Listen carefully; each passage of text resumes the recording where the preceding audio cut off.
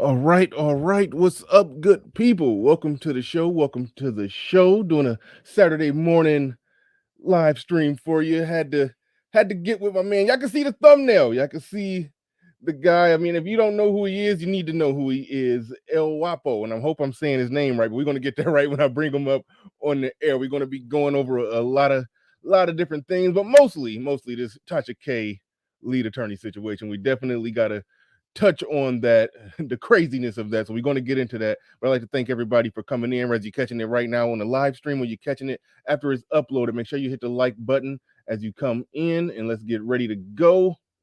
Let's get it.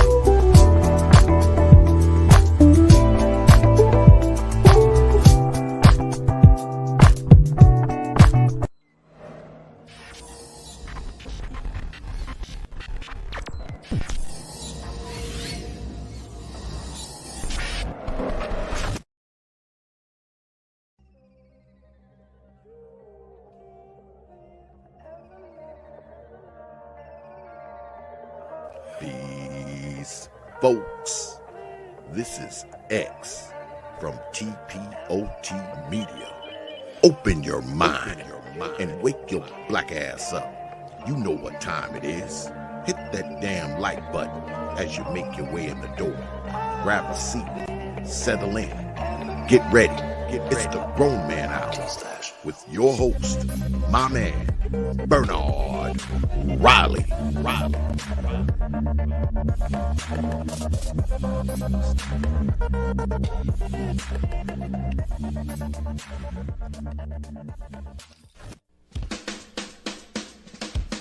Hey, what's up, everybody? This is Mumia Obsidian Ali.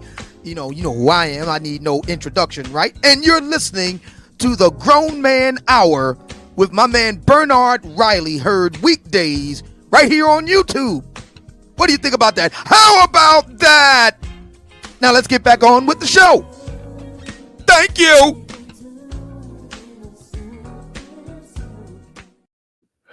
All right. What's up, good people? I'd like to welcome everybody to the show. Shout out to the early bird squad, those that make it in bright and early before we even get things started. Shout out to number 16, Young Peasy in the building. Snuggles always coming through. Shout out to Snuggles.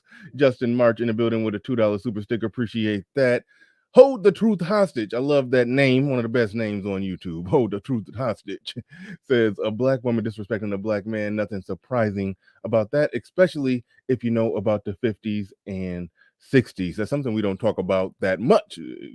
Black women disrespecting black men in the 50s and 60s. When we go back to the 50s, that's when the families was together. So we don't talk about no disrespect back then. Everything was just fine back then. But no, shout out to you. Appreciate you coming through. NJ Prophet in the building says, I need an explanation. We about to deep dive into that. We're definitely about to deep dive into that. E Taylor 704, shout out to you. Terrence Presley. Okay. We'll go with that. Shout out to you. Shout out to you. The Geek Surgeon, he says, and my uncle at the Cookout Boys. Bernard, you late. I'm always late. CP standard time, man. I'm working on it. He ain't through with me yet. As they say. Yeah, no, anyway. We about to get into it. It's 60 people in the building. Make sure you hit the like button. Let people know that you're here. Y'all know I sporadically come on Saturdays. Hopefully people got the notification. Hopefully they come on in. I see my man Little Big Nate down there. But without further ado, we about to bring up the man of the hour, El Wapo, from the Beautiful Lies channel. And moderators, y'all know how we do. when we have a special guest over here, I want to see his link spammed out through the chat room all throughout the day, periodically. Even if you get tired of doing it, do it again. Do it again and again. Keep his link floating all throughout the chat room. And so without further ado, going to bring up the man of the hour who's gonna help us think through this whole Tasha K lead attorney situation here. The one and only El Wapo in the building. How's it going, brother? Good morning. Good morning, chat. Salute and salutations to you, Brother Bernard. How are you today? I'm doing great, but first things first, let me make sure I'm getting the name right, because I was calling you El Guapo for a while. It's El Wapo, if I understand it right. Fantastic, man. Yes, it is El Guapo. So if you're a native Spanish speaker, that leading G is going to have a W sound in the beginning of that word. So my fiance, La Bella, says it right. She's the one that gave me the name, but El Guapo is fine too. Sounds like I got some money, so right. I'll take it how I can get it. That's honestly how I took it at first. I was like, okay, he over there trying to flex that he got some bread over there. That's what that's about, El Guapo. But all right. So first, give us a little bit of your background. How did you stumble into this space, this known as the manosphere? How did you what brought you here, and what prompts you to even want to speak on a lot of these issues that are viewed as, controversial when Black men talk about these kind of things? But go ahead, you got it. Yeah, let's do it. So I actually started my channel a year ago, and I made one video. I ran it by a buddy of mine that I trust his judgment, and he let me know how awful it was, and I quit on the spot, man. So I did my first video that I actually released April 5th of this year. And I've been tremendously blessed, man. That was just 5 months ago. I think I just hit 3,300 subs. I've got monetized and stuff like that. But where it all comes from, I have three young daughters. And I'm 40 plus. And this is the age where life starts taking things away, people away, some health stuff. And I know I'm going to live to my 90s. But if something were to happen to me, I wanted to have a living record of my voice for my girls. So it started out me debunking a lot of the beautiful lies that are out there, which deals so much in red pill thinking and manosphere thinking, and not letting them just listen to the stuff that sounds good to them. And then I realized I should probably, make this public for everybody. I think I can help some folks. One of the cool things about being over 40 is that you start to develop some wisdom. You've had enough life experience. At 43, I've been an adult for 25 years in the government's eyes, so more than half my life. And I've done a lot of stuff. So I think I can be a value add. I have a motto in my life that I want to leave everybody I encounter a little bit better off than they were before they encountered me. So this is a platform where I can attempt to do that. I don't know how well I'm doing, but it seems like it's catching a little traction. So, yeah. Yeah, it is. I mean, I found out about you when just out of nowhere, the lead attorney shared one of your streams, and I've been rocking with the lead attorney ever since I had more subs than him. I saw his platform and I was like, hey, this is going to be a 1 million sub platform. Just give it some time. Even if you don't get to 1 million, he's gonna hit 100K running. How long ago was your interview with him? I want to say roughly 5 months. Yeah, I watched your whole interview. It was great. It was great. So same thing. It's amazing how people can liaise between different platforms and content creators, because I got my introduction to you through watching you on his platform. Oh, really? Oh, yeah. Okay. Yeah. See, and that's amazing, because it seemed like we would have crossed paths sooner. I know, right? Because now that you say that, that means we've been essentially in the same algorithm for a while, but it wasn't until he shared you that's when I finally saw your platform and was like, okay, he's definitely doing the right thing, definitely on the right track with your channel. Love your content. I love your perspective. I love how it's very analytical and empirical. You break it down. You're very well read. You put me to shame. You remind me every time I listen to you. You remind me. Dang it! I need to start reading a little more.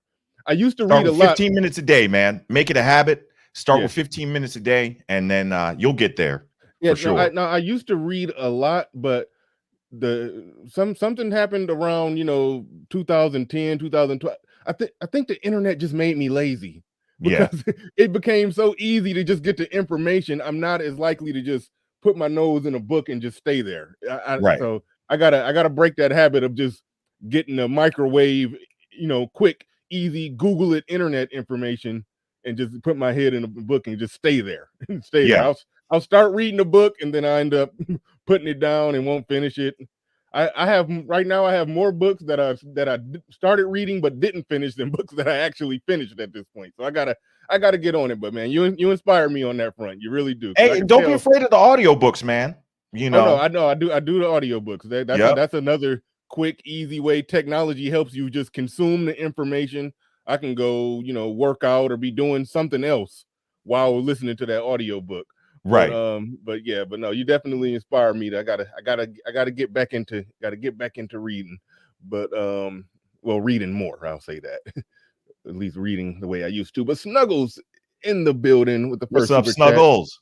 Okay, yeah, see, Snuggles. Yes, I've seen Snuggles around. Yeah, she says, didn't know what I should. Okay, let me make sure because she be okay. Didn't know what I should do an interview with both of you guys at the same time, and the topic would be is cooking and cleaning a one. What? See, I don't know what Snuggles. I love Snuggles, but I don't know what the hell she be talking about half the time. She bless her heart. Bless her heart. Thank you, Snuggles. I appreciate the super chat. I appreciate the super chat. But all right, let's get into it. Let's get into it. I'm going to lean on your divine infinite wisdom here Oh to no, not explain divine. your infinite wisdom. I'm giving you that. I'll take it. You got to take the infinite wisdom today. I'm leaning on your infinite wisdom to explain to us how is it that a woman, and this is one of the only, because I didn't watch your whole stream, but I saw this part, I saw you say this, and I was like, oh, we got to talk about this. How is it that a woman, when talking to, well, let me just go ahead and put it blunt, a black woman, when referring to I think lead attorney is somewhere in the area of 6'3", 6'4", 225, 230-pound professional black man with a law degree, accomplished, intelligent. How does she just fix her mouth to just that flippantly call that man? I think, and I love that you said you. I think you were sitting there making little tally marks every time she called him. I got it right here for you. I'm ready. Okay. How many? What makes a woman fix her mouth to call a 6'3", 225-pound black man with a law degree that many female dogs repeatedly? How is that possible to just do that live on the internet, just unflinching? Like what? How is that possible? Go ahead. I'm leaning on you to explain this one. So the short answer is something that we don't think about a lot, but we as a black community are highly susceptible to.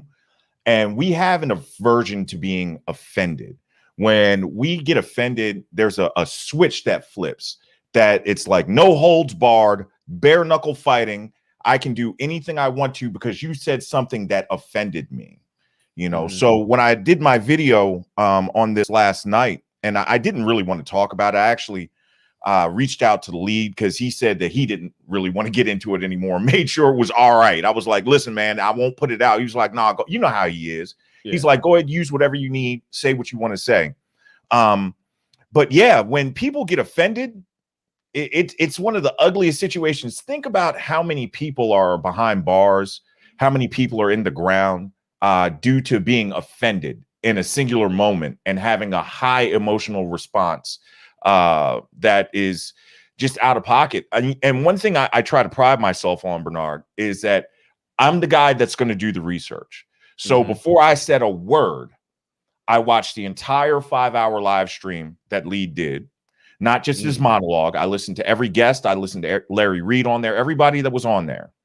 I listened to Tasha K's roasting video twice, and I listened to her apology video twice. And I sat down and I took notes. And in the approximate 17-minute video, where she responded, she called him a B 34 times. I'm looking at my notes down here. I'm just making sure I got the numbers right. And just to back up a little bit, for those of you that don't know, Tasha K, you want me to give a little background on it, Bernard? You mean essentially on why this even is an issue? Yeah. Let's do that for the few people that don't know that missed it. Yeah, give a little background to make sure people understand exactly what happened. Because I was going to get into that too. I was going to preface this with the mere fact that lead attorney did a video responding to a situation that Tasha K ended up in. He didn't disrespect her. He just did a legal breakdown, gave his legal analysis, his legal perspective, his thoughts, his insights, and what he thought was going to happen. If this happened, then that means this is going to happen, and there's a probability she will be going to jail if A, B, C, and D are true. That it was no disrespect there. It was in many ways another version of what she essentially does, but a more respectful version of what she does. But I'll let you break down exactly what she did, because some aspects of that I still seem like I don't exactly understand. I'll be honest with you, it was a tough video to watch, to see her hurt her platform in the way that she did, which I think she did. I think she really hurt her public image with all of that. What you're saying is right. Is lead attorney was talking about Tasha K releasing some information that she couldn't have gotten, or she shouldn't have had, regarding the R. Kelly case. There's a potential now that there might be a mistrial in that case now, because some of the stuff that should not have been shared has been compromised. So there are legal implications to that information coming out. Wait, now did you figure out, and this is what I don't understand, and maybe Tasha K just has just an amazing team out there somehow. How is it that Tasha K gets information that's not supposed to be out there to the public yet? Like, how is she? It's almost like she's getting insider information that's happening in the courtroom or something. Like, how exactly does that work? She has a following of 966,000 people that love her platform. So imagine, not to get off topic, I'm going to bring this full circle. Give me 30 seconds of grace.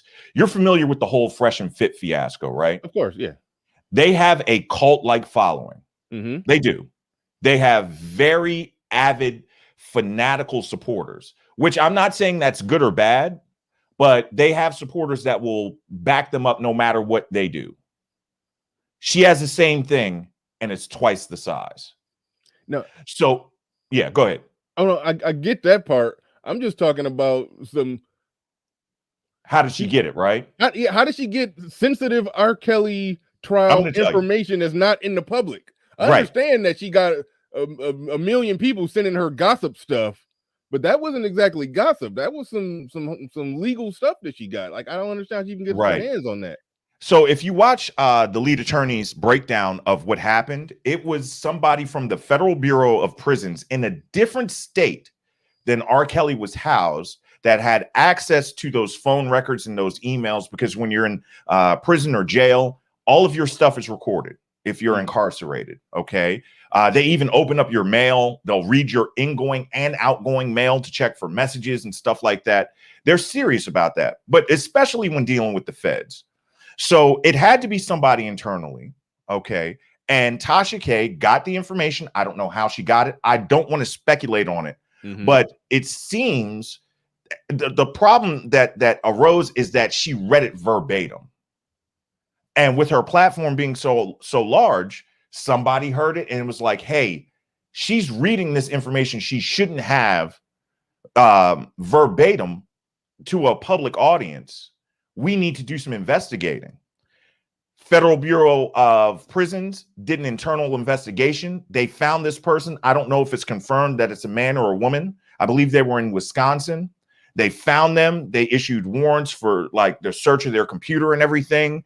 This person had been taking declassified records and correspondence from their email, from the email system, and Gmailing it to themselves, which is a huge no-no.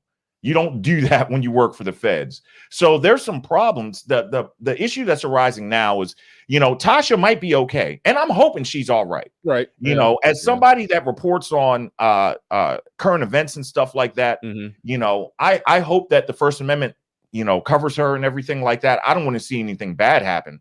But the other thing I'll say is, she's worried, or the worry is that she actually paid and possibly coerced somebody into obtaining the information for her. So that's where it all comes. And these are all things that lead attorney can talk about. If you watch his video, it was very in-depth. He added some comedic effect and he made some jokes in there, but he never disrespected her. Right. He did not disrespect her. He did not say, I think she should get locked up. He didn't do any of that. And one thing you got to realize, and she didn't seem to get this in her high emotional response. The problem that is really bad is that she's dealing with a 20-year attorney who meters his words precisely, right? Because if he doesn't, the legal ramifications of him having an errant slip of the tongue could have a consequence to somebody that's outside, of himself. His client could have a financial consequence. He doesn't really do like the criminal type of law, but yeah. So he was very cautious and she was extremely reckless. And it was sad to see because I like Tasha. I think that she's done a lot of great work. Her backstory, from having a GED to building the platform that she has now is highly impressive. I said this the other day. I love a struggle victory story. Right. And you can work so hard to build yourself up and build something fantastic. And it takes a moment to destroy it. We just saw it with Fresh and Fit. We saw it with Derek Jackson. And cancel culture is strong in the Black community. We're quick to just throw our people away. I don't want her thrown away, but she didn't help. She didn't like hers is 110% self-inflicted. She literally turned that camera on. She made that video and it was just bad. And she went so hard on the lead attorney. It was rough, man. Shout out to O'Shea Duke Jackson in the building. What's up, O'Shea? I call him the president of the Manosphere. President O'Shea. Right on. Shout out to O'Shea. Appreciate you coming through. O'Shea Duke Jackson.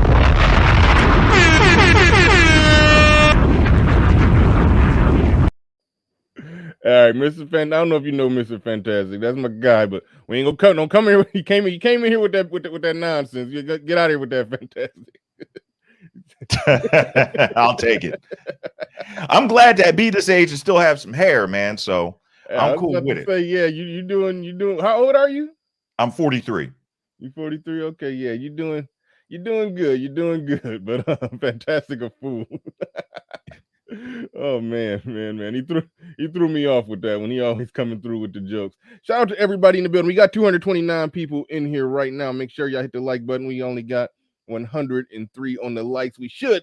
No reason why we shouldn't be at 150. Let's hit the like button. Let's let people know that you're here. Let people know that you're here. So let's look at this from this perspective right here. Like, we understand that, okay, the lead attorney did his stream. It was a good stream. I don't know how you found time to listen to the 5 hours though. I commend you for that. I only was able to hear about 30 minutes of it. It's hard. Yeah. I would be a better content creator if I would take the time to just dig in for the whole few hours, 2, 3, 4 hours. But I wasn't able to do that. But I was able to listen to about 30 minutes of what he did, and I heard about I heard the entire Tasha K thing because it was shorter. It was only 17 minutes. I want the lead attorney to he does clip it and put short videos out there that's more quicker and straight to the point. But people tell me that too. They want me to put little short videos out there. But you know how you're in the game too as far as the long live streams. I don't know if you ever log 5 hours, but not you. I can't sit that long. they get lengthy. But one thing that I didn't see in that is her apology, and I halfway don't care about the apology, but I didn't hear it. So if you heard the apology, what's your general thoughts on the apology? Do you think it was genuine? Did she say anything that mattered? Was it a genuine apology? Because we're familiar with the Fresh and Fit apology. Their initial apology was an apology to their fans. So what's your thoughts on her apology? I listened to it and I was very careful because I want to give a fair shake. So her apology was about 32 minutes. She didn't actually apologize to him until the 30-minute mark. And it was okay. But the preceding 30 minutes was her justifying why she did it. Oh, I'm human, excusing herself, everything like that. And it was it was bad. And let me tell you the worst part about the apology. And you're getting the exclusive here. For anybody that listened to it, I hope you caught this, right? Yo, why did she dox him in the apology?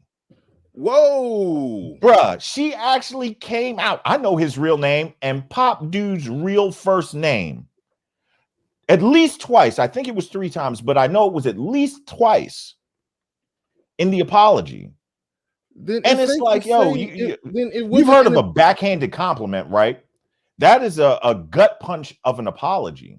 And I don't know why you would do that to a lawyer. He has all the resources and knowledge in the world to go after you for something like that. Clearly the man wants to protect his identity, which is his right.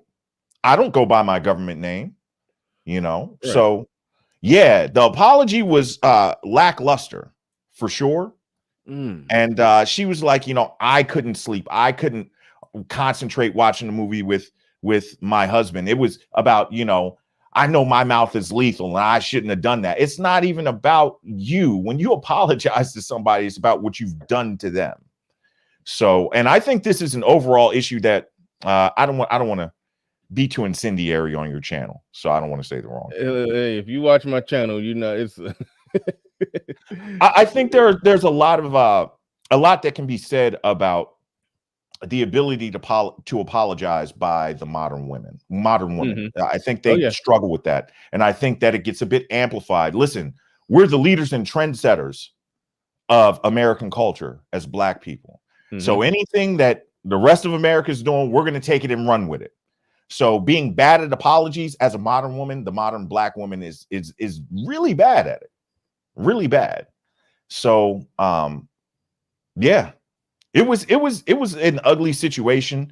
I hope she sits down and maybe takes a break and all that stuff. I made a suggestion for a book for her to read. I don't know if she'll ever see that video, but yeah. It was a sad state of events. Based off what you just said there, in my eyes, the apology made it worse. If she doxed him during the apology, then the apology wasn't an apology. Only thing she was apologizing for is just the way it made her look. It did make her look bad. It did make her look petty, can dish it but can't take it, because that's literally what she does. She drags people and she's built a platform to the point to where because I've heard somebody try to make the argument that she's tearing down Black people, but when you build a platform that big to where you're like entertainment in the realm of gossip and all of that, when you build a platform like that, that's like telling some mainstream TV company to not talk about celebrity inside information. Like, no, they're going to talk about it. That's what you do. I respect that she built that platform, but guess what? You're a celebrity now, and you're living a life, and you're doing things, and you make mistakes. And guess what? There are other people who analyze celebrity issues who are going to analyze you, the newfound celebrity. They're going to analyze your issues. And I just can't believe how much she just lost it on that. I thought that if anything, she would be like, game recognized game, if anything, because lead attorney saw what happened with her, and that's right in his lane to give a legal breakdown and analysis of it. So it kind of shocked me and blew me away. And one thing I can reference it to or relate to, I remember when she interviewed Kevin Samuels, and that was a big deal. I did a video just in anticipation of that interview. Like views went kind of viral for me at least. And I remember she had said that, if something ever comes out about Kevin Samuels, that she might might have to do a story on. She said, I'll I give you a remember that. courtesy call. So I was like, okay, she gets it. She understands this is a business, and so she would proceed forward in a business manner, even with somebody she likes or respects, if she has to cover them.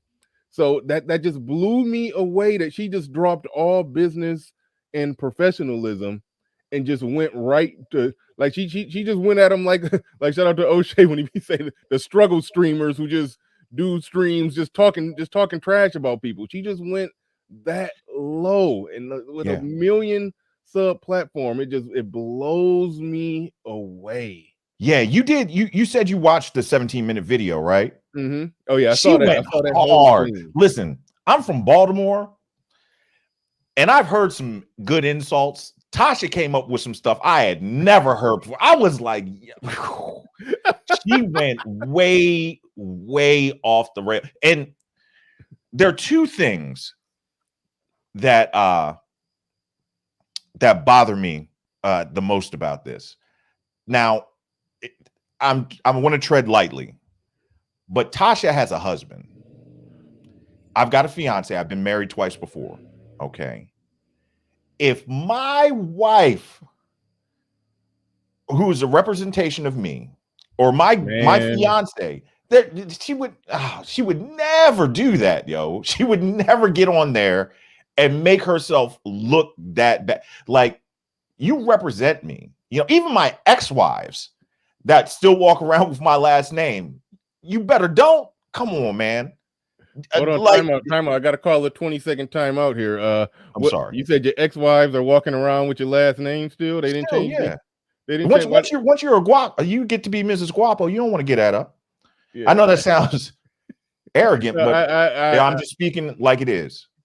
Yeah, mine, for whatever her reasons are, she kept my last name too. Of course she did. I'm sitting there like, wow, two of them kept your last name? I don't know if that's bad, good, or impressive, or I don't know what to make of that, but if two of them, it's impressive. It's impressive. There's a reason. Yours kept your last name. There's a reason. Just don't even I don't even want you to speculate on that. Tell me why yours kept your last name. I want to hear you. Oh boy, I don't. Go ahead. One of them, we have children together, so it only makes sense. Oh, understood. To keep the last name of the kids. The second one, I don't know. I think maybe I don't want to speak negatively, but yeah, once you're a Mrs. Guapo, you don't want to give that up. I think that's what it is. You know, without saying too much, I don't want to go down the hole of saying anything negative about my exes. I don't. Understood. But what I will say is that it's a shame, and it is by far. I'm curious to what's going on in that household now, like the conversation he's possibly having with her, because that's a bad look on the family, the brand, everything, the community. Let me tell you like this. I don't know if you listen to Corey Holcomb. You listen to Corey Holcomb at all? Yeah, I'm familiar with him. I used to, Corey has, he's funny and he goes out of bounds sometimes, but he's a smart dude. And he talks about how women can send a man off. Like, a woman can go and say something out of pocket to another man, and then when that man actually steps up in his masculinity and challenges, she wants to get her brother, or she wants to get her boyfriend, or she wants to get her husband to defend the effery that came out of her mouth or the actions that she did. And one man ends up hurting the other. You know, it's really bad. Lead's a big dude. Now, he's way more emotionally intelligent than this, but they both live in Atlanta. They could see each other out, you know. And what if Lee one day, I don't think he would ever do this for the record, but what if he was like, hey, what was all that good shit excuse my language, what was all that good stuff you were popping on your live? And I've seen pictures of Tasha's husband. He ain't 6'3". And now you don't put him in the middle of this. So women, there are consequences for your mouth. Forget the money and everything. You start dragging people into stuff like that. Yeah, it's bad. You have to be responsible. The average person that just goes into work and speaks and interacts with people is responsible for their words. But when you have a public platform, that responsibility is greatly amplified. You know what I mean? So yeah, she was way out of pocket. That bothered me the most. Can I bring up one more thing real fast? Yeah, really quick. Shout out to Evie now with the $10 super chat. Says Suit Saturday. You gentlemen look great. Thank you very much for that. Thank you very much for that. And shout out to Gail Lockett and everybody, all the moderators in the chat room who are dropping the links. I told you, I want to see El Guapo's and see, I'm messing up. El Guapo. Yeah, man. El Guapo. I want to see the Beautiful Lies channel spammed through the chat room. As more people come in, I want them to be able to just be one click away from finding his channel and go and subscribing to him. It's a wealth of information over there, so you definitely need to be over there if you're not already. And if you're new over here, subscribe to me too, because I'm closing in on 8,000 subs, so it'd be nice if I can hit that relatively soon. Man, today, you got that, brother. You got that. I'm closing in on it. But make sure you click the link and go subscribe to the Beautiful Lies channel. But go ahead. What was that other point you was trying to get in? You brought up the Kevin Samuels interview, and shout out to her. That studio, the wine cellar with the gold mics, that was beautiful, off the chain, man. And it was a great interview. Was there anything in that interview that bothered you? I gotta think back now. Anything in the interview? Let me give you a little bit of a. I'm going to guide you. Okay. All right. Yeah. You gotta refresh me. You gotta refresh me. Yeah. Yeah. So one of the things that Kevin Samuels says is black women tell black men what they think of them by their appearance. Right. I was shocked. And this is her platform, and maybe she has a reason, but I've seen her in dresses and stuff before. She had on jeans, a jean jacket, draped back the cross of her chair, and a t-shirt. And you've got Kevin Samuels, a known image consultant that talks about the black male image, in studio for an exclusive interview, and you show up in jeans and a t-shirt. I was... Yeah. Maybe I don't know. I wasn't offended. I was just surprised that she showed up like that. But I think that it kind of speaks volumes to, that was the nonverbal speaking volumes to how she might feel about black men. She clearly did the verbal one a couple of days ago. Well, on top of that, and O'Shea pointed this out, and I can say that I've seen it very subtly. O'Shea pointed out that he's seen it a lot more, that she does have a seemingly just blatant disrespect towards American black men. Yeah. I've seen, I don't watch her that much. Only way I will actually watch her, okay, I watched her during the Derek Jackson thing. I watched her when she was doing the interview with Kevin Samuels, saw a small piece of what was what she did with Kwame Brown. But overall, her content is not something I'm going to. It's not for us. Yeah, exactly. That sums it up quite quickly. But in the little bit of her that I have seen, I would see little subtle jabs like that. So I wouldn't be shocked if, for somebody who watches her regularly, if she's not doing that all the time. I wouldn't be shocked. But I've seen her on her platform. She'll be dressed nice, and dresses have her hair done. She does this little mohawk thing. I've seen her look nice in her interviews. That mohawk thing ain't nice, but that's just my personal. I hate the mohawks when they shave off the side, and no. I got you. Yeah, but anyway, let me not say nice. Let me say she put forth effort. Yeah, there you go. She put in effort to make herself look presentable, and then you make a really good point. Kevin Samuels show up bright and shiny in the nicest suit imaginable, and she interviewing him in jeans and in a t-shirt, and that does say something. That does said something, so because we criticize the women who call into Kevin Samuels' show with a bonnet on. Now, Tasha K didn't show up in a bonnet, but for that to be her platform and to put that much into the studio, the camera work, everything was amazing. So the production was off the chain. Yeah, you make a really good point on that. I want to go back to something that was brought up before, and this is something that I've never understood. And I don't like to get too deep into people's personal life, the whatever they got going on with their husband, but it blows me away. Some of these women on YouTube, when I understand you're a content creator, you interview men, you speak to men, and this is part of your job. You essentially do this for a living. So I get it. I respect it. But I cannot imagine a situation where my woman is about to be going at it, just beating her chest, grabbing her nuts, and talking junk to another man like that. Like how? Like you're not my woman no more if I catch you doing that. Yeah, And you're let my dude. What's alone up, dude?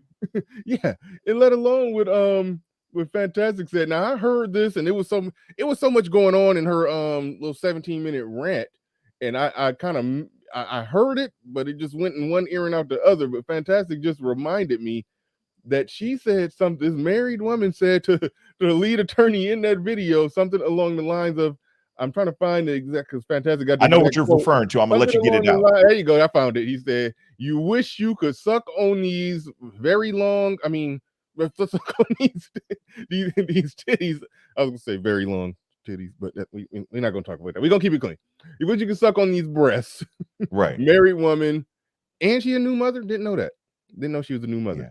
Yeah. And you know what? Preceding that, and great job, Mr. Fantastic. I caught that. She said, I'm on here, not even wearing a bra. That's what she said preceding that. And then she was like, you wish you yeah. She went How? hard. She went hard. And you know what? And people have said to her before, and I've heard her respond to this. People have said that based off the way that she act and how over the top and aggressive she is, they said her man got to be kind of kind of neutered, and she was like, no, my man, he's African. He's not, I don't know where he's from in Africa, but he's African. Those men, they strong and they aggressive, and nah, you making him, every time she do something like that, she make him look weak. The mere fact that he can't check her about that, the mere fact that he can't Kanye snatch the mic from her on situations like that, it just shows what's really going on, and more or less shows why she think it's okay to just outright disrespect the lead attorney like that.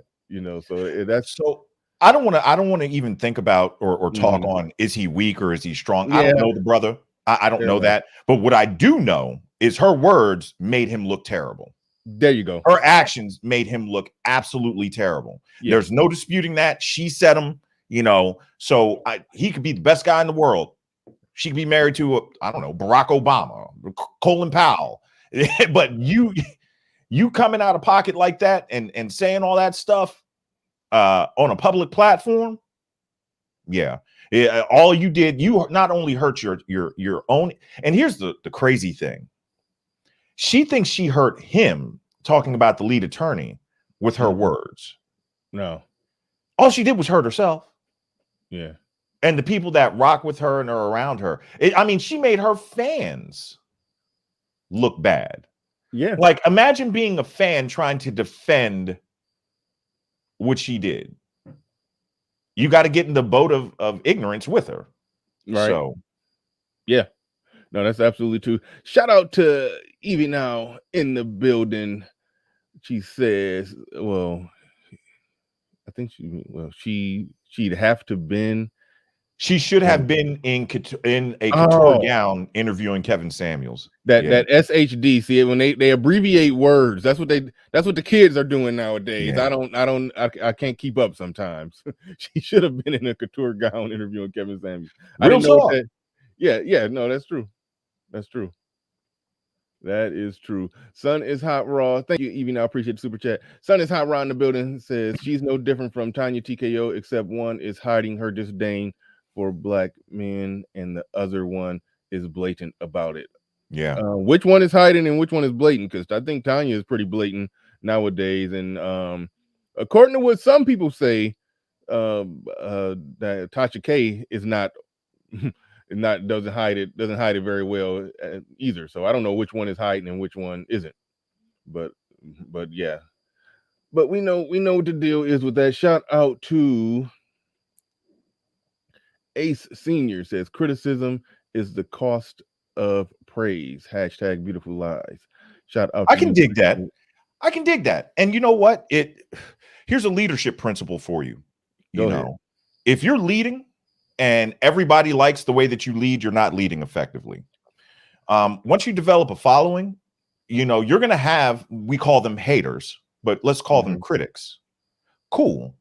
But when you, I don't know, people can say what they want to say, but when you go that, forget the fact that she's a woman, forget the fact that this happened in the Black community. If this was two white men going at it like this, and one had the conversation the lead attorney said, and the other one had the conversation that Tasha K had in response, it would still be viewed as awful, you know. You add in color and gender, and it just gets amplified. It just really gets amplified. So yeah, go ahead and criticize, but that was an attack.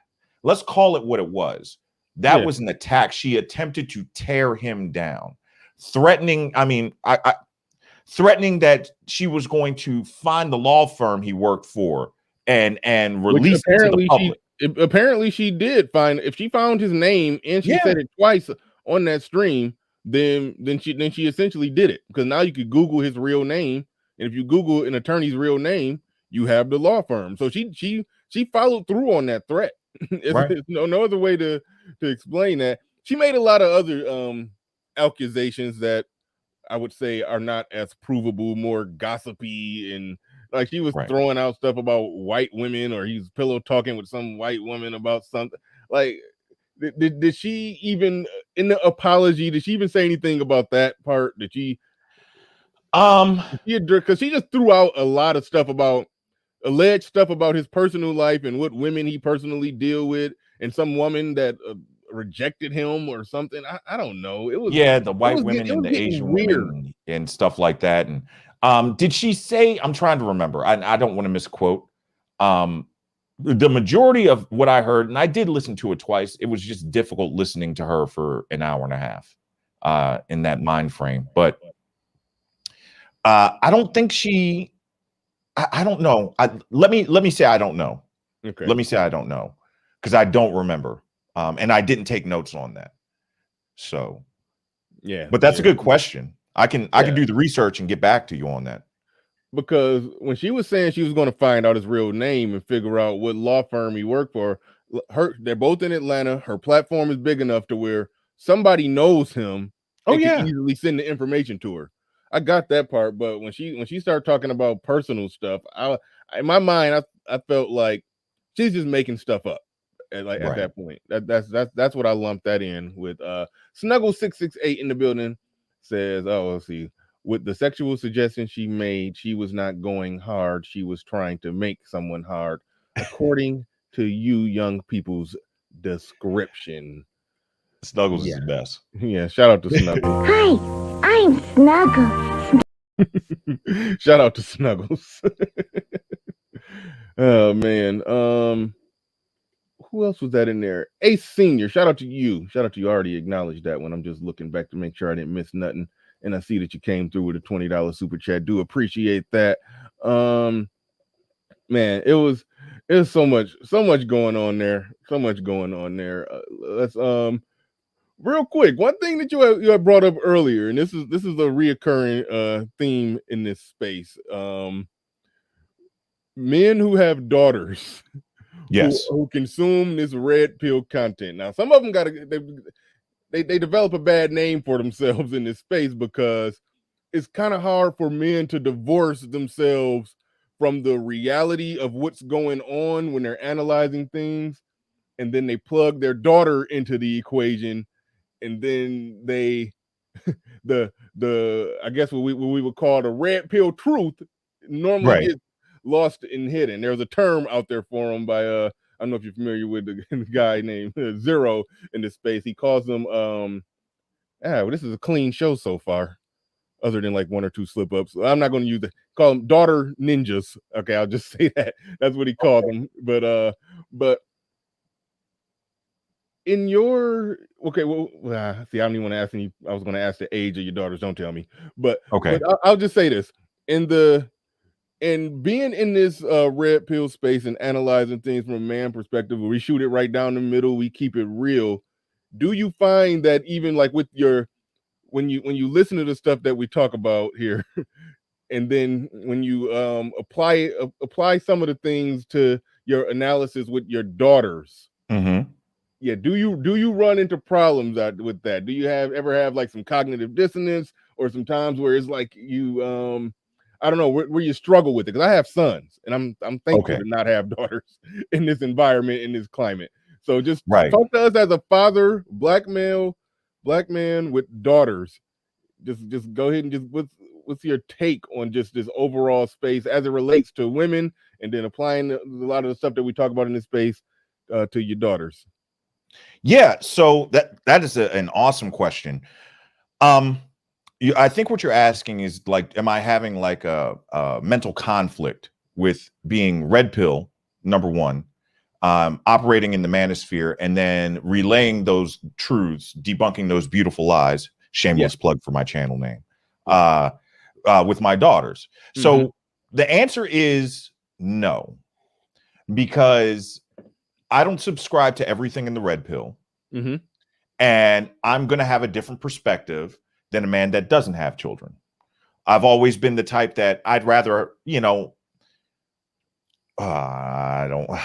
when you've run the field and experienced so many interactions with women, at a certain point, you start getting diminishing returns, and you realize that it's better for you to, maybe focus on other things. So I like having one lady, I do. So I'm the marrying type, and that's just me. And I know that's very anti-red pill to a lot of folks, but I pick well. I know people are going to say, oh, but you've been divorced twice. I've never been fleeced, though.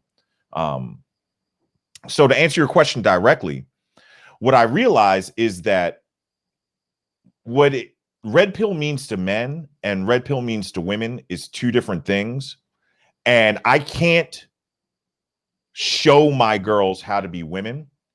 So the best thing I can do, even though I'm not with their mother, is to show them what that good, strong family structure looks like. My first wife I had children with, I had a child on the side after being married to her. My second wife is one of the most gracious women I've ever met in my life. 110% Georgia Peach, Southern Belle, consummate hostess, fantastic example for my girls. And she taught my girls a lot. My current fiance is like her on cocaine. Not really on cocaine. I shouldn't joke like that because she is Colombian. But what I'm saying is her on steroids. She's that Southern Belle, but from the deep south of the equator. And she's like, her culture is so family oriented, and she is so all about being a woman. She's going to be a good example for my girls. So now a lot of the stuff that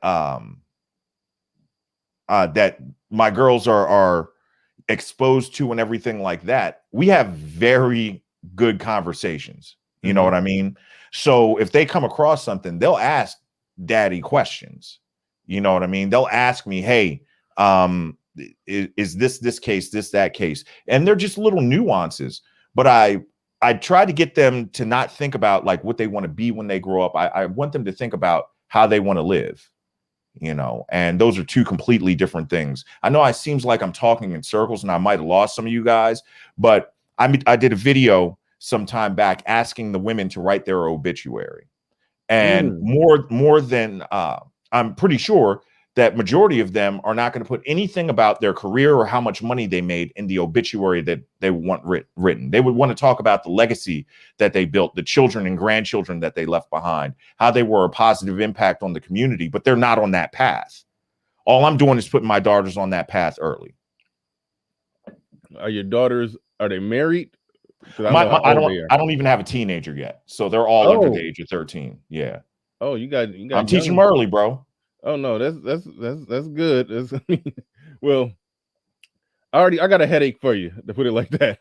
I got a headache for you with 3 daughters, man. That's They're good though, man. Like we get along, yo. They know well, daddy doesn't play. It's going to be new challenges when they start hitting into them teenage years. Then it's probably I know it's all fun and games. It's all fun and games until they want to leave the house in a short skirt after a certain age.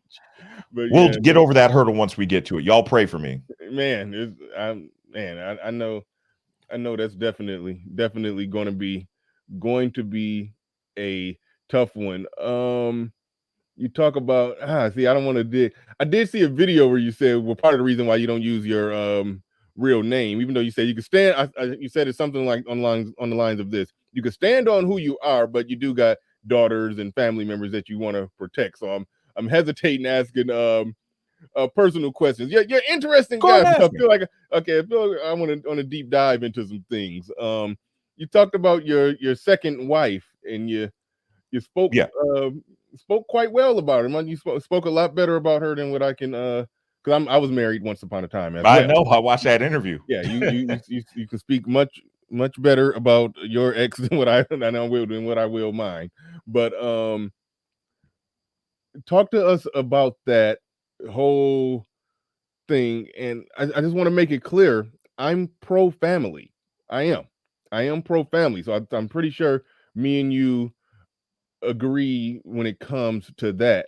But explain to us the whole psyche that's going on with being divorced twice, and then at this point later in age going back into getting married. Like, do you still plan to have more children?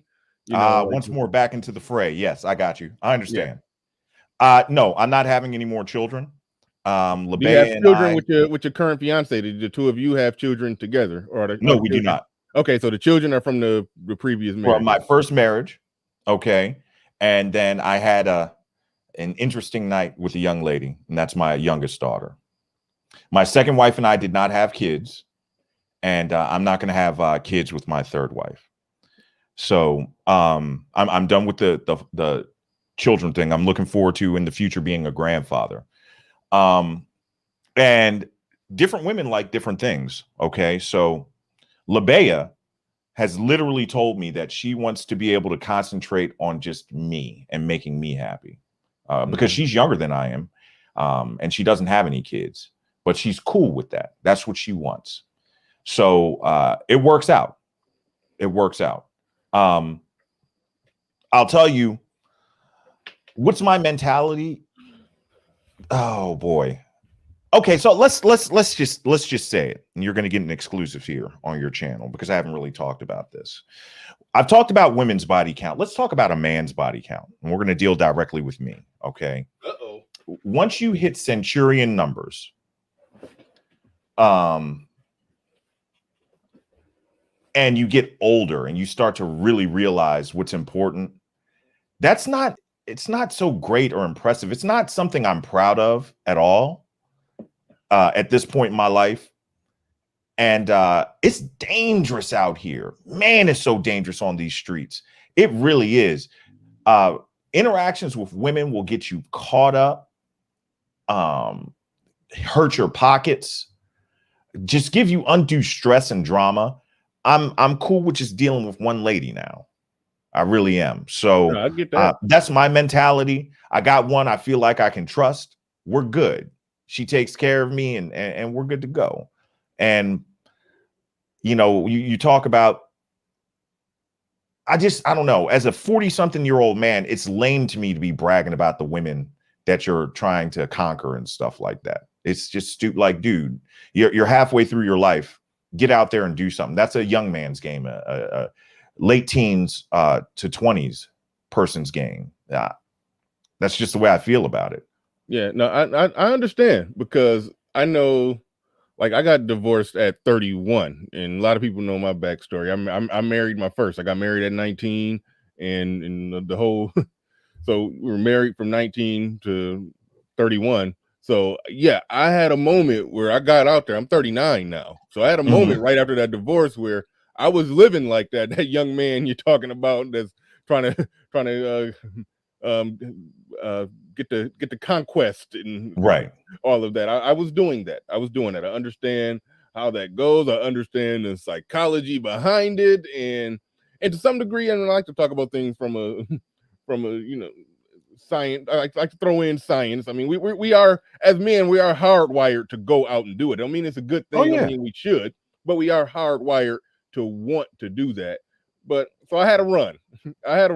And then at some point it was I think I arrived to the same place as you, to where I just got focused on other things, and I and I'm How at long was your run, if I may ask? about 4 or 5 years. About 4 or 5 Woo, years you after went super hard. Yeah. I'd definitely say about 4 years. 4 years. Can I ask you this?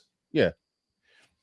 So looking back at that 4 or 5 year time frame where you were doing that, and thinking about what you achieved and gained from it versus what you invested in it, was it even worth it to do all that? It was worth it, because if I didn't do it, I would still be wanting to do it. So for that reason, for I the say experience, it was worth it. But if I look at the overall net gain of it, I get way more accomplished now. Yeah, I'll of just course. say that. I get way more accomplished now. Now, I'm not in the camp to say, oh, well, men, you need to leave women alone so you can Me go neither. chase your dreams or whatever. But you got to know what box to put it in. You got to know what percentage of your time is going to be spent on the activity of pursuing women.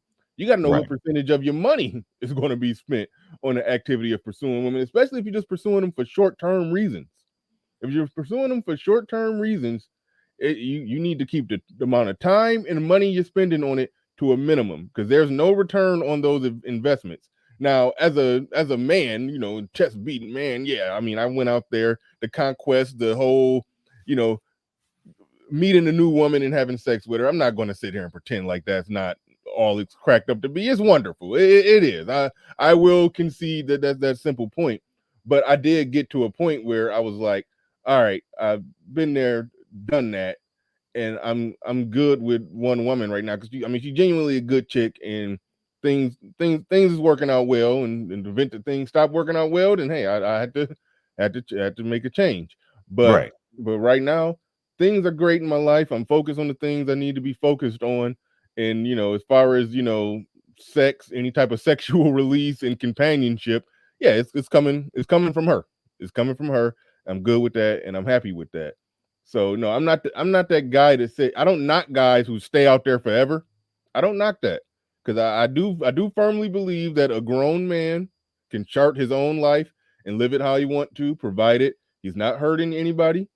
He's not out there serial impregnating women and causing, contributing to a lot of the problems that we talk about. Provided Shout he's out Nick not doing Cannon. that, if he's doing it responsibly, I'm all for a guy charting his life and living the life that he wants to live. I'm more about looking at outcomes. What are your outcomes of what you're doing? If your outcomes are good, then I'm good with you. And so, but I'm almost forgetting what the what the question was, 'cause I've been rambling for a while. But No, I was overall, just you asking on me, your what is your cost benefit analysis of that 4 or 5 years that was out there? I wouldn't trade the experience. I wouldn't trade the experience, because what we missed out, what I missed out on getting married at 19, basically my whole 20s was spent with the same woman, married, didn't cheat, So it was something I needed to get out my system as a man. I'm not gonna deny that part of nature. So that was got out of my system, and so now I do have a different mindset, a little more similar to yours. That's where I'm at with it. I got you. And there's nothing wrong with that, man. And every man has to pick his own lane. So one of the things that you said without saying, and this applies to men and women, much more for women. I talk about this, that we as people, we can have anything we want. We just can't have everything that we want. Okay. And also that there's a chronology in how you should live your life. So, you know, women, a lot of their value on the marriage market is highly tied to their youth. So get that fixed first. I talk about a good friend of mine from college, married his college sweetheart. He's still in the Air Force, about to retire next year. And over the last like 5 years, his wife has never worked. They have 4 sons, but they've been building her interior design business, you know. So she's going to have that great career. She's got her degree and all that stuff. She's going to have that great career, her own business, get the bag and all that stuff. But she secured the husband and the family first when her value was high.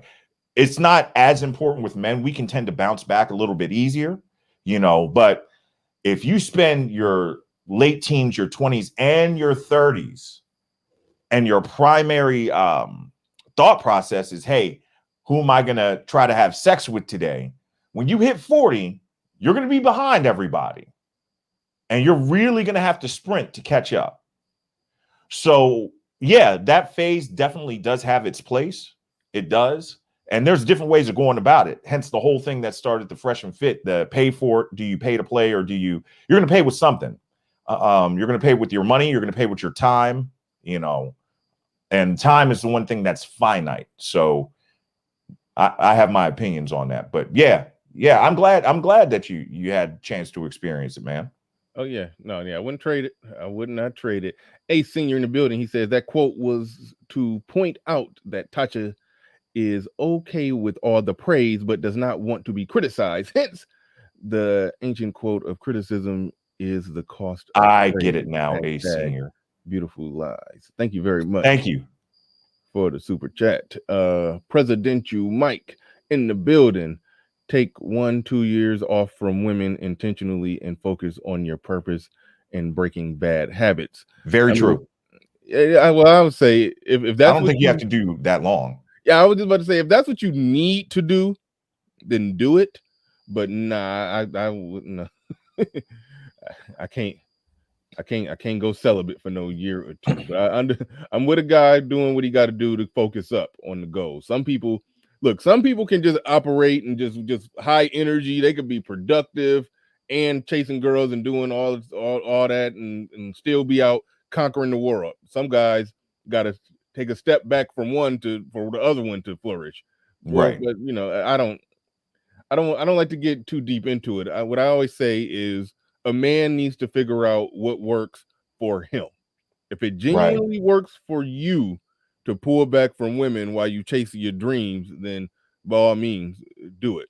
But there's some guys who keep a nice solid rotation while they chasing their dreams. If that's working for him and he's being productive, then that's fine. By all means, exactly. He says it'll set you up better for the rest of your life. But good point. I definitely understand and agree with the spirit of what you're saying right there. Shout out to Presidential Mike. Shout out to everybody that's in the building. 350 people in here, 221 on the likes. Hopefully the moderators are still spamming out the chat room with there it is. I see Beautiful Lies channel right there. Make sure you go and subscribe to this brother. He has drops a wealth of information on his channel. Something that comes up on this, like when I talk to Obsidian always talks about the women who has the dark triad characteristics or traits. Yes. And I saw you doing something on that, and you had all kind of stuff set up on the screen, and I was looking at it. I didn't get to watch all of it again. That's one of my problems. I can't never. It's all good. You're busy, man. I don't have the time to watch a whole stream, but I was learning a lot. I was learning a lot there and how you was breaking that down. Let's transition into that real quick. The dark triad type of women. I want to break down a few things. There's a lot of things in your content I want to dig into, but let's talk about that when you broke that down in that video. Explain what you were talking about there. Okay, let's do it. So I did a review on Brittany Renner. Okay. Mm-hmm. And I first got familiar with Brittany Renner, I think around 2016, because she wrote that book, Judge This Cover. Okay. And it's a picture of her on the book holding an apple like she's Eve in the Garden of Eden, and she's butt naked. Okay. And on the back cover, she's on her elbows and knees with the apple sitting right at the crest of her butt cheeks. Okay. So, and the book is really well written. Really well written. I want to pull up because I want to give you the proper. Give me 1 second because I want to read this out. When it comes to dark triad, it is a combination of personality types. Okay. The first one is narcissism. There's Machiavellianism, and there's psychopathy. And when these three personality traits meet, you get what's known as the dark triad. So let me see here. Narcissism is defined as narcissism comes from the Greek myth of Narcissus, a hunter who fell in love with his own reflection in a pool of water and drowned. Narcissistic people can be selfish, boastful, arrogant, lacking in empathy, and hypersensitive to criticism. We just saw hypersensitive to criticism with Tasha K. All right.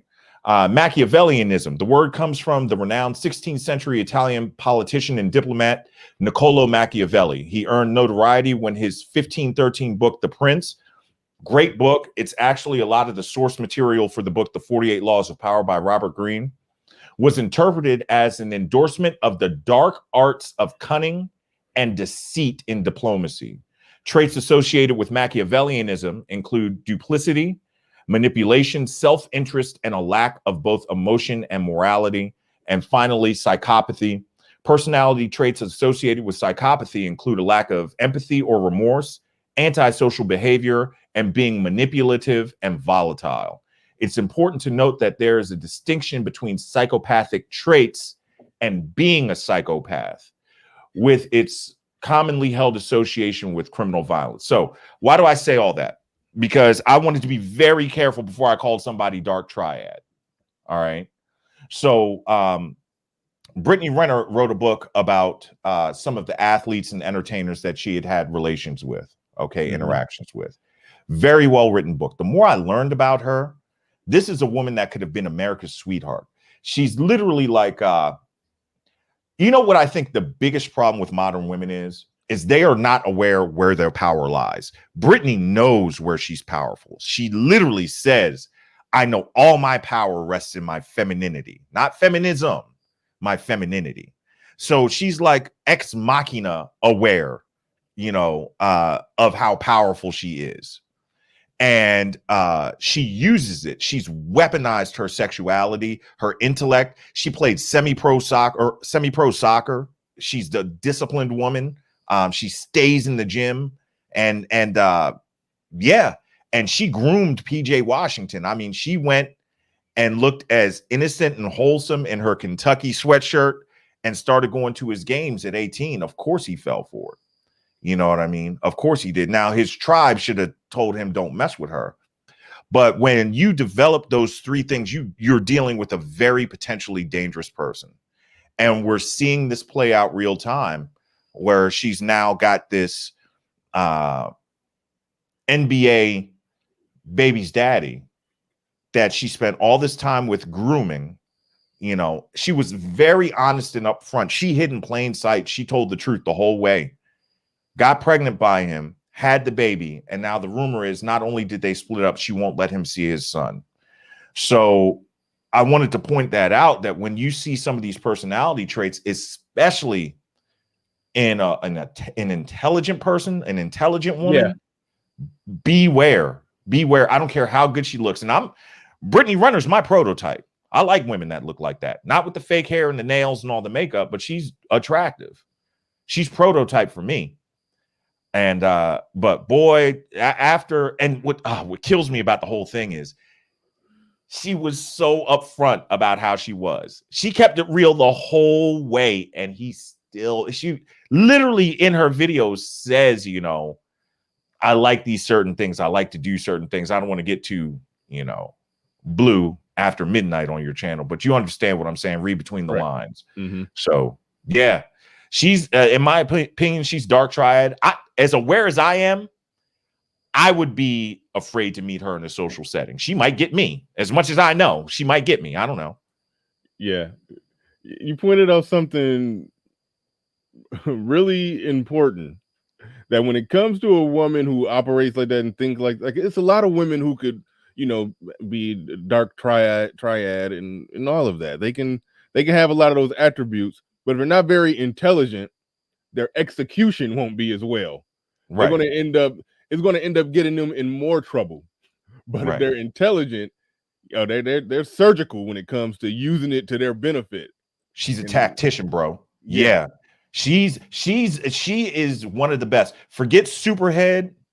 I put her up there on the level of like the Kardashian girls on her ability to manipulate men. She's one of the best in the game. And guess what?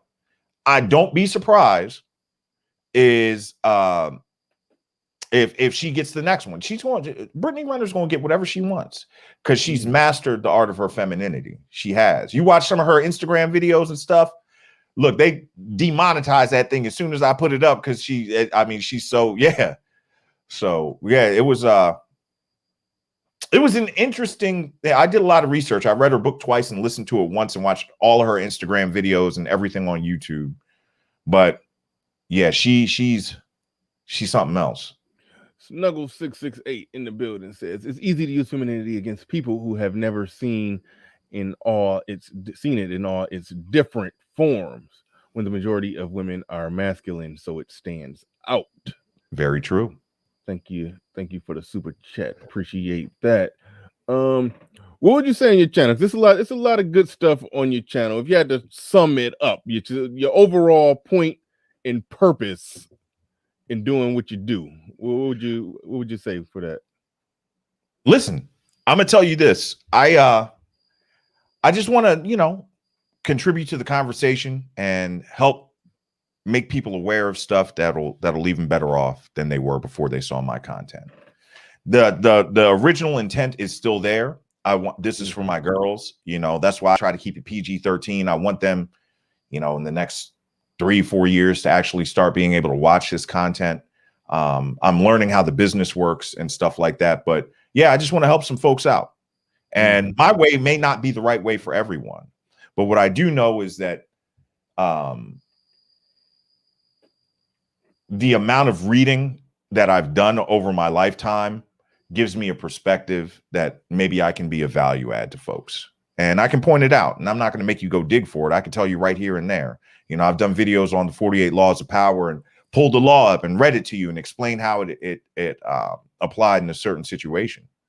So you said something that, and I'm not going to lie, and not to get all sappy, but it inspired me when I heard you say this. Is you said, I didn't come from a rich family, but a rich family is going to come from me. Oh yeah. When I heard you say that, I was like, man, we're gonna have to make the whole interview about that. But we gotta take some time to speak on that one. That statement alone right there. Just go ahead and speak on that. What does that mean to you when you say that? What that means to me is this. I've done it all. I've worked for the government. I've been in the military. I have had a corporate career. I've been an entrepreneur. And it wasn't until I actually got mentorship about 4.5 years ago, cats that are such high performers, not just in making money, but building legacy. See, there's a big difference between just making some money and building wealth and allowing the foundation to be more and more fortified for the next generations to come. We don't think on that level. We've devolved into being so selfish in our thinking. When are we going to take our next vacation? When am I going to get my next Gucci belt? Well, can I buy the new Rolex or the next house or what have you like that? And you don't think down the line. So once I got introduced to mentorship, right, I started understanding these things, and it put me on the bullet train to retiring early. So I'll be retired at 47, if not earlier. Who knows? YouTube might pop off for real. That's with everything I've done before YouTube. I'm now working on the retirement of my daughters. Okay. And then my 50s is going to be dedicated to the retirement of my grandchildren. So I didn't come from a bad family. I came from a middle-class family, but we weren't rich. We were not rich. But I'm willing to step into the fray in front of everybody else. And I'm going to say this. Today's September 11th, right? there are two types of people. There are people that run away from the chaos, and there are people that will run towards the chaos. I'll run towards the chaos. If it can help somebody else, save somebody else, or make life better for my family, I'm going towards it. So, yeah, I stand on that. I didn't come from a rich black family, but a rich black family will come from me for generations to come, you know, and it's not an arrogance thing or anything like that, but I want El Wapo's picture to be on the mantle, just like grandpa's picture used to be up in every black household, down to my great grandkids. I want that. I want that to change, because if I can solve the money problem for not only my generation, my daughters and their children, imagine what they can accomplish and how they can make an impact on the world. So, and it's not hard. It just takes a little focus. It takes putting on the blazer on a Saturday morning. It takes reading ad nauseum. It takes doing research until 2, 3 in the morning. But guess what? You know, I'm built for that. Cats like you were built for that. Cats like Kevin Samuels, O'Shea. O'Shea's the hardest working man in the business. Man, built for that. I don't know how he put out 17 videos a day. He getting it in. Yeah. O'Shea, did that answer your question? Oh no, yeah, no, it did. I'm staying in here probing a little more, because one thing I always say, I won't go as far as what somebody else said. I heard somebody say this, and yeah, he was in motivational speaker mode, I guess. The guy said it's no excuse to not be rich nowadays. Now, I won't say that, but it's so much information out there to where it's so many things you can learn. It's so many ways you can make money. Like I don't want to. I don't like to talk about it too much, because I've been in the stock market doing some things, actually making some money, but I'm not 100% confident in my trades to be broadcasting them, and then I want to be responsible for somebody else losing money. When I get more confident, I'm be. I don't know. I'll probably be doing more content on that. But it's so many ways, so many things that we got access to, that a lot of our people act like just like we don't know, like it's not there. And they'll talk about, you know, racism and this and that, and this holding us back or that's holding us back. But it's so much out there that you can do. So like, I'm just like, so and from your perspective, what's going wrong in the mind of a lot of black people, where it seems as if like the information is right there in front of us, but a lot of us, for whatever reason, just not grabbing it, or not just reaching out to try to get it, to figure something out aside from your day job, right? Something more to pull that money in, so you can amass what amounts to that type of wealth that you're talking about, that you could pass down to your family. Right. So in the black community, the systemic misinforming of the black man and woman is the highest of anywhere on the planet. That like well, let me not say that, because North Korea is off the chain with the propaganda. So let me take that back. It's definitely the highest here in the United States. Okay. There is a concerted effort to misinform and keep us distracted. Okay. It's been happening since the 60s, civil rights movement, all the stuff separating the black home with the introduction of welfare and child support, you know, big daddy government coming in and starting to become provider. So we've had 50 plus years of dealing with that. And we got some stuff that we need to unlearn. What I think what we have not had, and this is why I'm a huge proponent of leadership, and if I have any expertise on this earth, it's that. We have not had the strong black male leaders that we need, that people can rally behind. Farrakhan's been around for a while, but it's not going to come in the Coliseum going to listen to a speech. It's going to come in the form of what we're dealing with right now. You know, Kevin Samuels is actually stepping out and pioneering a lot of stuff. But the truth is, yeah, we need some strong leadership. And a lot of times Black people don't accept just hearing what's right. They need to see it happen.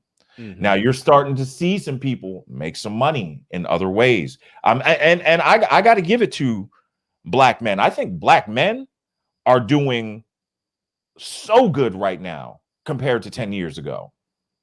I really do.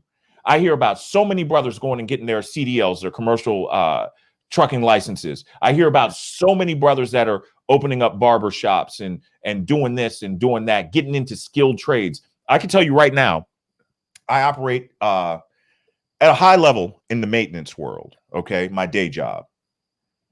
There is such a scarcity of skilled labor right now amongst all people. Okay. If you will go and learn a skill, college, yeah, you're going to have fun on campus and everything, but you want to make that money and be invaluable to the workplace, to the job market, go get a skill, become a certified electrician, go learn plumbing, go. Yeah, my son who just graduated high school, that's what I got him. He's going to I think I said the name of the institution, but he's picking up a trade. That's what he's doing. He's picking up a trade. I got him doing that. That's what I'm going to definitely have my sons doing. One thing about this space, and I pass it right back to you because you were trying to get to a point. One thing about this space, with all the criticism that people want to criticize the manosphere and red pill spaces and all of that, it has produced and inspired so many men to go get their CDL, pick up a trade, start investing their money in stocks and cryptocurrency. People try to criticize the space. Well, those streams don't get as many views. So what? The men that are there are getting it done. So this space is part of this space is the reason why I started investing my money. You know, when I started listening to brothers talking about doing it, there's no place where you see Black men that think and talk with a certain perspective. You just don't see it. You just don't see it. And that's one thing I love about this space. There's people who are who own trucking fleets where it's millionaires in this space, and they're teaching other guys how to do it. That may not be the main focus of their content, but they're still networking with brothers and teaching them how to get things done. And there's so much of that going on behind the scenes in this space with just this network of Black men exchanging information. So yeah, I definitely love this space. I definitely love that brothers, that going to college is I don't want to just say that's for the birds, like, but I'm like, hey, unless you're going into STEM, science, technology, engineering, mathematics, unless you're going into something like that, you'd be far better off picking up a skilled trade, plumbing, pipe fitting, electrician, something like that, getting your CDL, all of that. Like I can't stress that enough. Like that's what the brothers need to be taking over those markets. But I cut you off. Go ahead. You got it. No, you're good. And you make a good point. So I'm going to piggyback on it real fast. I went to a top 5 university. Okay. My education, paid for by the government because I went to a military academy, was $250,000 for undergrad. Okay. I majored in economics. I can tell you right now, I learned some principles. I learned a lot about leadership there. Now I've made some money off of that. But prior to doing that, I was an aircraft mechanic. I worked on F-16s as an enlisted person in the Air Force. I learned all my mechanical and electrical there. I've made easily 20, 30 times more money from my electrical and mechanical acumen than from my degree. Like I barely use, my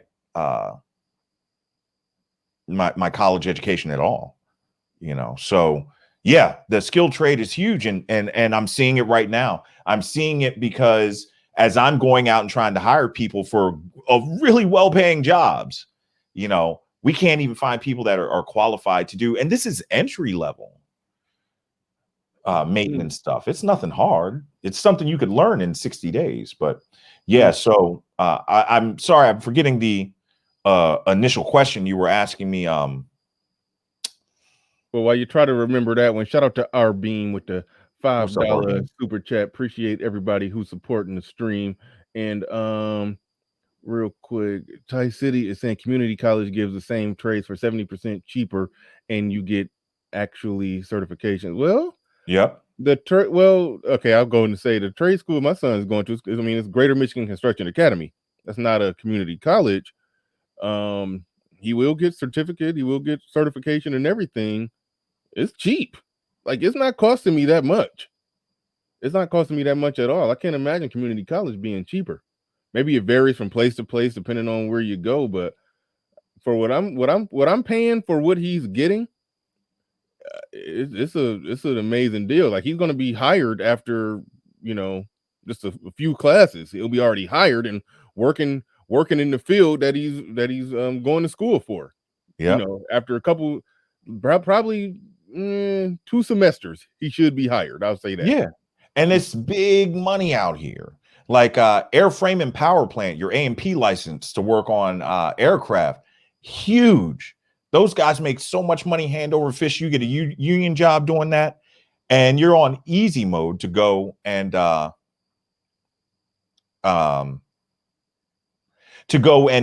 pursue something else that can start setting up your wealth. Ike is exactly right. HVAC. Yeah. Need a lot of brothers into that. We got somebody else saying community college is cheaper. I mean, maybe it is. I mean, if it is, and brothers, hey, by all means, use all information. That's what this space is for. I would have thought, going the route that I sent my son was the best way. But if there's a better way, by all means, do that. That's what we're here for. The collection of information, shared knowledge. So by all means, do your investigation. Shout out to Ike in the building, and also shout out to Uneducated Lane, one of the best names in the business right there. He says on general purpose. Shout out to you. Appreciate that. Okay, here comes Snuggles once again. Snuggles 668 in the building with another one. Put the link in the chat so people can come up and ask questions. Don't tell me what to do, woman. I'm down for it if you want to take some calls, man. And ask questions and challenge or add to what the conversation is about. I want to do that, but I gotta wait because I don't want Snuggles to think she told me to do it, and that's why I did it. So I gotta wait like 5 minutes before I drop the link. Right.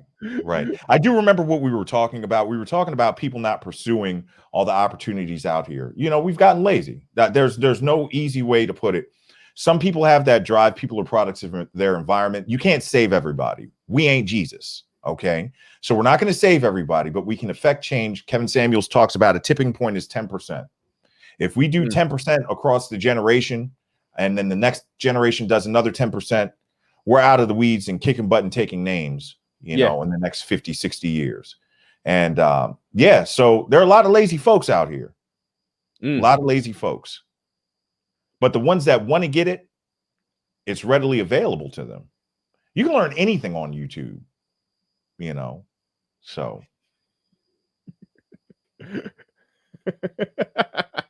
Hey, cut it out, Zero. No, I just bowed down just now. It took 2 minutes for me to bow down. I love it. Oh man, cut it out. But the link is in the chat. Oh shoot. Fantastic. Don't come up here with that bull. All right, Fantastic. You get 2 jokes. Go ahead. Two jokes. All right, brother. Can I get ain't nobody came to see you, Otis? And a nights like this, I wish that raindrops would fall. Can we get just one of the 2? You ain't gotta give us both of them. Just one of the 2, brother. I'll give you one of the 2. One. Ain't nobody came to see you, Otis. How's that? There we go, brother. Yeah, exactly, man. Yeah. Shout out to B. Riley, man. I just came across this brother, man. He came on my my suggestions, so I didn't know he was a part of the spirit. But nice to meet you, bro. And I heard you, man. You got that nice the whispers. The OJs, you know what I'm saying? You got that whole 1970s feel to you. I bet you got a lot of photos with the taco meat out, which is, what I'm saying, with dress. I'm smooth chested, but I am a 70s baby. You got those pictures. You know that picture that everybody used to pose in the 80s when they were laying down on the album. Yeah, he got the lean. Yeah, he definitely got that lean. He definitely got some lean photos. but no, we can tell.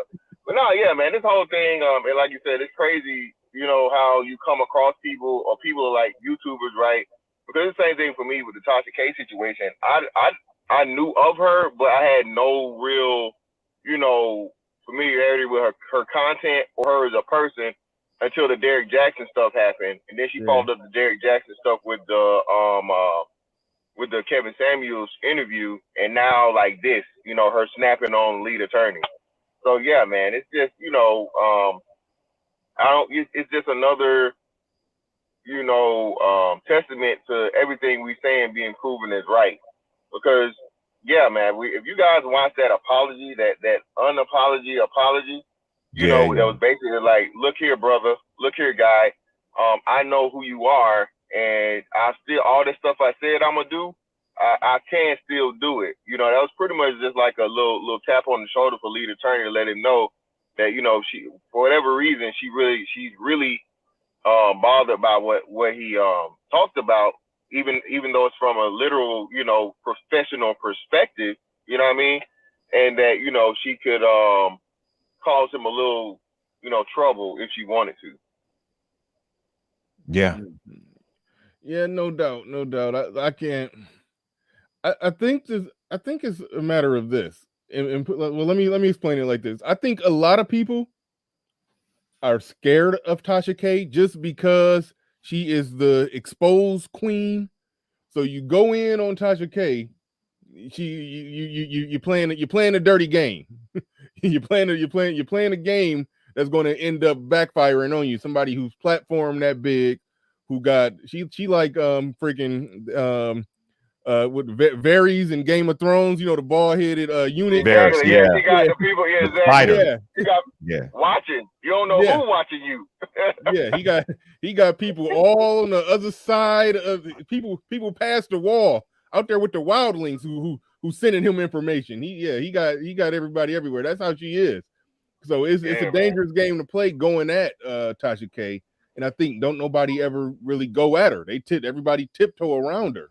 And lead attorney, he just stood right in it, didn't disrespect her, but he broke down just legal analysis of what he think was going to happen. And I just think she's never really had to deal with that. I can't think of anybody who ever tried to really break down information on her like that. Has she ever? Yeah. Like, can you chat room help me out? I mean, I'm sure her and Tommy Sotomayor. I don't know her platform good enough. Yeah. She had some wars with Tommy back in the day, allegedly. You know what I'm saying? But other than that, he don't give a damn about none of that. But he ducks himself. Other than that, I think of it. Like you said, it's just too many risks. She too linked up, bro. She linked in. You know what I mean? And it's not gonna be on the professional level. It's gonna be on the ratchetness, the tea, the soda, the coffee, the wine, the everything. Like, you come out the bathroom without washing your hands, Tasha K know about it. All right. Yeah. Nobody wants these kind of problems, man. Yeah. Now Dane C says, Bernard Riley, that not true. There are exposed Tasha K channels. How they doing on views? Because right now, in terms of views and just overall just growth, lead attorney is killing it. Are the exposed Tasha K channels? Are they doing numbers like that? Like, lead attorney going in on you and breaking down your stuff. It's going to do something more than just a random YouTuber just talking trash about you. Like, lead attorney, I don't know, something about him being an attorney and more or less speaking Black YouTube language. I say manosphere language and lingo, and knowing how to break down the stuff the way that he do to where it's entertaining. But he normally, for the most part, I can't debunk nothing that he's been saying. He gets the facts right, and he keeps it real. He shoots it right down the middle. I think she's threatened by that. She probably look at everybody else as just chatter, little white noise in the background. But lead attorney breaking her stuff down like that, I think she's legitimately threatened by that, and you can see it in her reaction. Yeah. And I think one of the biggest things is she knows that she's outgunned and outmatched. If she knows anything about the dude, a man that cross-examines people for money you're out of your depth. The dude played collegiate chess. He's challenged me and talked smack to me. I have a chessboard right here, and he talked smack to me about beating me in chess. So yeah, she's out of her depth, man. She's really out of her depth, and she attacked the only way that she could, ad hominem. She I need to attacked set that him, up not his argument, not what he had to say. I need to set that up somehow and do it online and play a game of chess. Like y'all can figure that out where y'all basically. He's gonna have to give me a handicap, man. Yeah, but I'll play. You don't think you can mess with him? Nah, he was the president of the chess club at University of Georgia, so I can play, but I'm not like a rated player like he is. Oh, okay, got you. You know what I'm saying? Yeah, got you. But we'll make it work. I'll distract him or something. Yeah, we'll put out a diss video in the middle of our match so he gets distracted, or we'll have Fantastic call him. Right, Fantastic? What's that? We'll have you call the lead attorney when we have our chess match so you can distract him. Oh yeah, man. I hit him up and asked him about his Professor X dealings, bro. He's lead attorney X from here on out, man, till we see him stand up. We gotta see him stand up and walk around, man. You gotta do a two-step or salsa or something, man, because that stiff hip, you know what I'm saying? That stiff hip thing she said? Yeah, man. It was funny, but we gotta debunk that lead attorney. Man. Right. You gotta stand up and do a two-step or the cha-cha slide or something for us. Let us know you got a rhythm. This is a good question that Snuggles asked. Bernard, you mind if I address this? Oh, yeah, go ahead. Okay. It says, to the two military men on the panel, what benefits does the military do for Black men, and how can you use the skills outside of the military? Number one, best thing is discipline. There are two integral parts to success: discipline and consistency. So the military will teach you discipline, number one, and that can be used anywhere. Used in the gym, used in your diet, used in you building a business, used in your relentless search for a job or something like that. The pursuit of women being disciplined is huge. And that answers the second part. How do you use that skill outside of the military? So I would think that's the biggest thing, especially with so many of our Black men being born to single mother households without a father there who is supposed to be the instiller of discipline. I think that the military is a good place. Now, do I think anybody should join the military? Is the military a place for Black men? That's hard to say. Individual basis. I think there are better ways to do it. If you can plug into your local men, your local tribe of strong men, and get your discipline there, I would prefer Black men not going to the military right now. Not right now. And I'm a veteran, so I. All right. What's your thoughts on that, Fantastic? Yeah. Listen, like I said, especially now with the whole thing going on with the current people in control, I wouldn't advise it right now. And the things that are going on, but at the same time, depending on you're gonna see a whole bunch of people join the military for just stability purposes, because of this whole thing that's about to happen economically. But like the brother said, man, the recruiters finna have the easiest. They finna be turning people away, bro, like nothing. I already see it.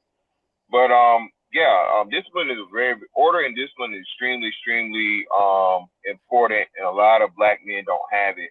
And most importantly, he didn't say this, is respect and recognition of authority and like a rank structure.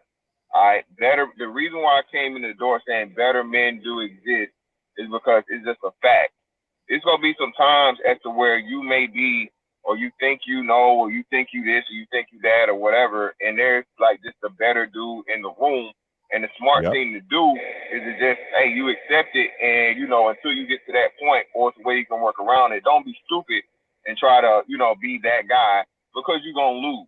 All right, it teaches you a lot of things in life from a man's perspective of, okay, ain't nobody go, and nah, bro, real world don't work like that. It's gonna be some times where you just gotta shut the hell up and and until you get to the point where you can, that's what real it gives you understanding of power, you understand the strategy, and of course I'm not talking about like you able to flank a whole battalion or nothing crazy like that, but I'm just saying it teaches you a lot of skills that are lacking in the Black community due to the fact that there is no male leadership there. So yeah, I would still suggest it, especially to the brother that, look here, man, if you out here trying to play the street game or do any type of illegal activity, I would definitely suggest the military before that. But even if you're out here and you're in your 30s and you still working at McDonald's, or you stocking shelves at Walmart or something, listen, brother, you're dooming yourself. All right, you're in a danger zone. Shout out to Kevin Samuels.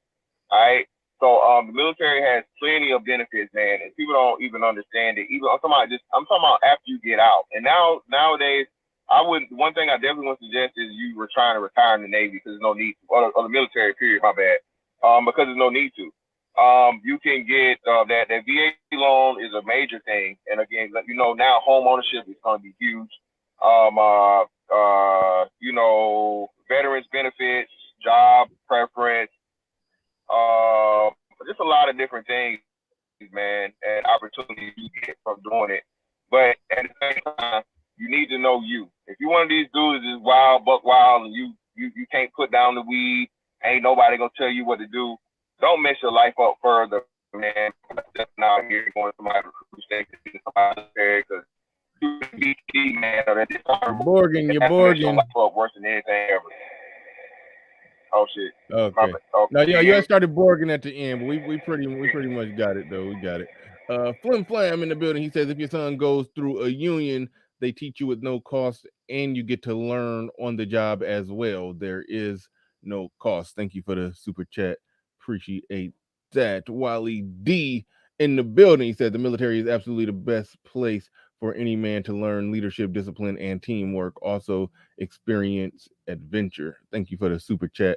Appreciate that. El Wapo got a roll at 12 noon. So we about to wrap this bad boy on up, man. It was definitely great having you on, man. It's a great conversation. Hopefully this is the first of many collaborations with you. I definitely enjoyed having you. Got any last final words, anything you want to leave us with before we get up on out of here? Nope, that's really all I got. I appreciate the invitation. I'm honored. I don't take it lightly to be able to speak on your platform, so I'm honored to have the chance to do that. You make me want to step up my studio, but I'm going to be moving at the end of the year, so I'm going to build out something nice in my new place. You know what I mean? Yeah, that's all I've got, man. Let's do it again. I'm going to start getting into doing some interviewing. I like interviewing people a lot. I just haven't started on my channel, so maybe I can invite you on and you can come over there someday too. But if you ever want me back, just let me know. Absolutely. All right, so with that said, we're about to get up out of here. Thank you again to El Wapo. Thank you for fantastic coming up with them. Thanks, jokes. Fantastic. That was funny. No problem, man. Appreciate you, bro. Right. Appreciate you, and thank you to everybody who came through, like, share, subscribe, did anything to support the stream in any way, shape, or form. I appreciate each and every one of you. And with that said, we are out of here. Peace.